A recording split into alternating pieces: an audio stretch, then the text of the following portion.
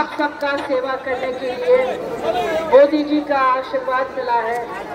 हमारे जितने भी बहन भाई जो सब मिलके एक उम्मीद लेके आए हैं कि इस बार আপনি ত্রিপুরাকে স্বাধীনতা দিয়েছেন 2018-তে। ত্রিপুরার মানুষ 25 বছর যাবৎ কংগ্রেস সিপিএমের জেলাগুলো আটকিয়েছিল।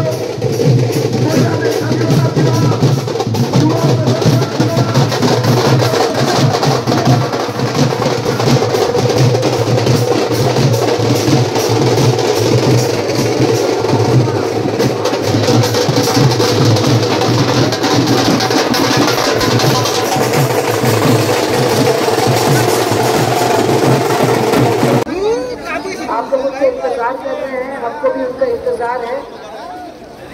बहुत बहुत धन्यवाद। इस गर्मी में आप लोग सब इतने दूर से आए हैं। आप लोग के हर बूंद पसीना का हिसाब होगा। हम लोग जरूर आपके साथ एक बार और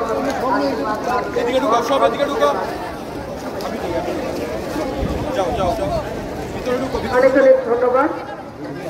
এখন আমাদের সবাইকে সম্বোধন করবেন আমাদের পশ্চিম ত্রিপুরা লোকসভা আসনের যিনি প্রার্থী হয়েছেন আমাদের এই রাজ্যের